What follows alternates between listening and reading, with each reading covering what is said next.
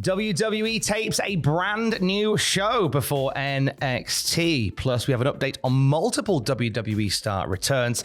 And CM Punk accidentally reveals a major backstage secret. It's all in the Cultaholic Wrestling news right now. You might have seen some photos online today of this handsome gentleman. That is Evander Holyfield's son, Elijah Holyfield. Elijah Holyfield. He's signed to WWE's Next in Line initiative. He's part of the Performance Center now, and he's going to be appearing on WWE's brand new TV show. Yes. Now, this is very interesting indeed, because WWE, as Tom mentioned, taped footage for its brand new A&E reality series, WWE LFG, before last night's NXT show. Elijah made his debut before the NXT show, facing off against Anthony Luke, and photos taken from the crowd suggest that this match may be featured on the upcoming WWE LFG show. So this is very interesting indeed. So this is going to be like a peek behind the curtain, but sort of a reality show. So this is what Booker T has said about it. He's one of the people involved in it, and he said that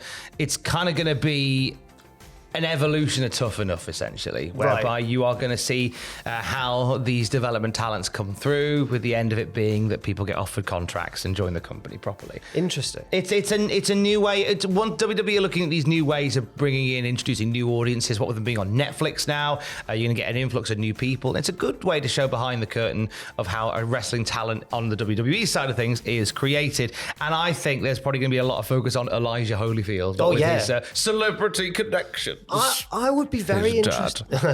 I'd be very interested to know if they also use this not only to try and tempt new audiences in, but are they going to portray it as like the most fun and amazing time ever and try and tempt new athletes in? Of course they are. Yeah. Are they going to show? I'm keen to see if they show, the downsides of trying to become a wrestler as well as the upsides as well. Do you have Triple H in the ring just saying, take a back bump? Yeah, because I'm on the road for 58 weeks of the year. Yeah. To which a few of this is from the first series of Tough Enough, when Triple H did that speech when you're going to be on the road all the time, and then people, and a few went, I thought I only did like one match a week. Yeah. Oh, I'm off by.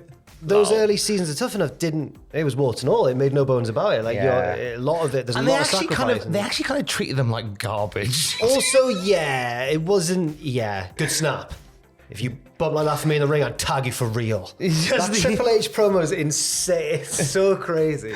And then there was... you've got a big hole in your shorts at one point. He just points out, you've got a big hole in your shorts there. And the guy's like, oh, sorry. It's incredible. And Taz just working him, like making him run for hours and stuff like that. I'm going to show you. I didn't get the shortcut, so I'm going to treat you like garbage all the way. And there was another iconic...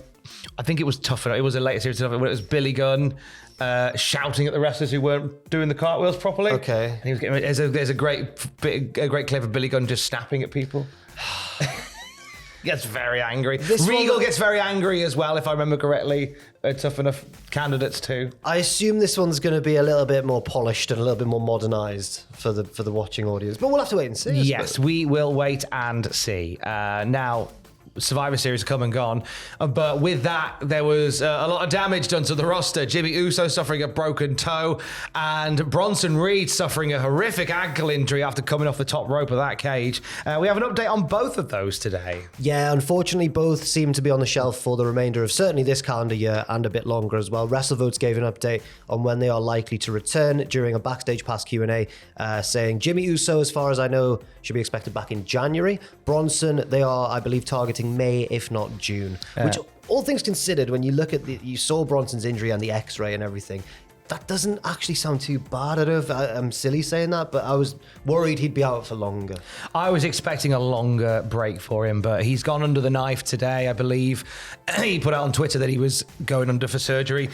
So we wish him a full and speedy recovery. Same to Jimmy Uso as well, because it's a shame, because both of them were really gathering momentum. Yeah. And on their way to Survivor Series, Bronson Reed has had a breakout 2024. So I hope that when he comes back in the summer, that we hit the ground running straight away with him, get a title on him of some sort. Something like that, because he did, as you say, he did such a good job and was just sort of elevated suddenly into this position with this feud against Rollins and then being like a pseudo part of the bloodline, and it never at any point felt like he was out of his depth. He totally belonged in that position, and I hope that he gets rewarded for his good work when he's ready to return. I hope and Jimmy he as well, does. of course. I hope everyone's all right. Tonga Loa suffered an injury as well, and I hope that everyone makes. Of course, yeah. Tonga Loa's out as well. Yes, there was no Gusses. update on him, I believe, but if there is any, well, we'll keep you posted.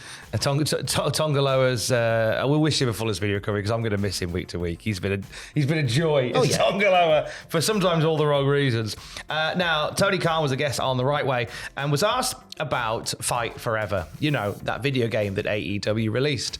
That's the one. Yeah. What did Tony say about Fight Forever and the possible future for AEW, the video game realm? He said, I'm really excited about Fight Forever because there's still more wrestlers and exciting updates coming to the game. Eventually, we will absolutely continue to put out more AEW games. I think we should maybe move on to the next one now. The next game. Oh, right. The next game. Yeah, I don't know much about it. I know that wasn't there quite a significant drop off after a while after the game had been out for a little bit. I and think then they just 7, sort of 8, 9 minutes after there was a significant drop off. Oh, I see. Fraser Porter did a great video recently where he let the dust settle on Fight Forever, and then he played it recently to see what the reaction was, how he felt about it, what's changed in his opinion, and what's changed about the game. And they have made some great, in fact, they made some great adjustments to it. There is like a Fortnite-esque mode within the game, which actually is a really cool little thing to do, like a Stadium Stampede mode where you can run around the stadium and fight people. It's a brilliant concept. But no one's playing it. Yeah. So it's just you and a couple of AI characters just running around and maybe, so I don't know, some bloke called Alan from Swindon. But that's about it, which is a shame because the concept's really good. So, it's always good to have alternatives in the video game marketplace, and I hope they figure it out. I really do, because it's good to have alternatives. Why is Evil Uno's gamer tag Alan from Swindon? Do you know what? I wondered that myself, sir. I wondered that myself. Muscle Man Malcolm had a great chat with Kevin Owens. It's worth checking out on his channel ahead of Kev's title match at Saturday night's main event. And Kev was asked about a legend.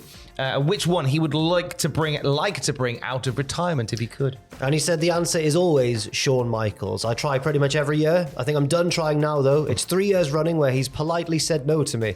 I think the next time I ask, he'll probably just tell me to F off, to say it nicely. He said, I think last year he literally had tricep surgery just to avoid the question. I'm sure he would still be able to put in a performance like no other. I have no doubt. But he's done with it. He's done. Trust me, I've tried. I think a few have tried with Shawn Michaels as well. There's a few times where we thought maybe he'll have a match via NXT. Maybe against like Gargano or Adam Cole back there. Grayson Waller, I think at one point we were setting up for something for that. He was getting in Eddie Thorpe's face just the other week. He was getting in Eddie Thorpe's face the other week. But and alas, it has not happened, which is a shame. But probably for the best. If Shawn doesn't feel like he's in a position to want to do it, then don't do it. Kev, stop dragging old men out of retirement. Yeah, Kev, you're weird. It didn't go well. You lost last time, Kev. I'll tell you what didn't go well. CM Punk's Instagram story to the day. Oh. So CM Punk may have accidentally revealed quite a big backstage secret about WWE on one of his Instas. Yeah, he posted a brief video, didn't he, on Instagram, showing himself signing autographs backstage. But in the video, there's a screen on the table next to him, and it's showing the rehearsals for later on. Yeah. For later on in the night, between the Wyatt Six and I believe the Final Testament it was. Yeah. And it kind of was a bit of a stark window into the. It ruined my immersion, is what I'm saying. It's not real to me anymore. Because you could see bits of the match taking place, but at a slower, softer pace. Yes. So you see, like, they're kind of going through, because obviously they do it for multiple reasons. One, because they want to make sure the match hits the way they want it to, but also for production purposes, so they know exactly what cameras to go and what to hit where. Yeah. So I get it why you do it. It's just, but it was something that was.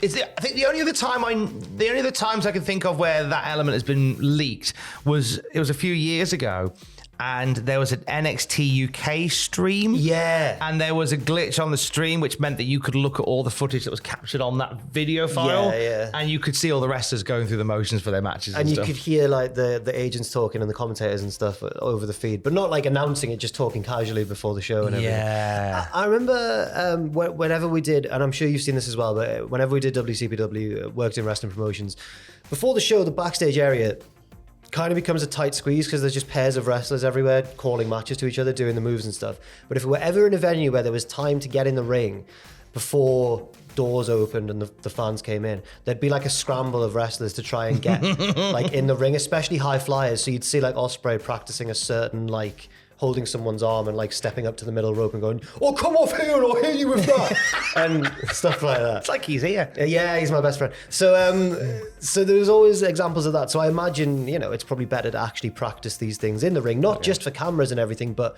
spatially also. Yeah. My wife's been backstage a couple of North shows. She won't mind me saying this. She says my new favourite part of wrestling is when I was backstage and you could see them doing the rehearsal bits where they're kind of doing like this invisible dance. It is like a dance, and I'm in awe of like when you watch them go, no, I do that. Yeah.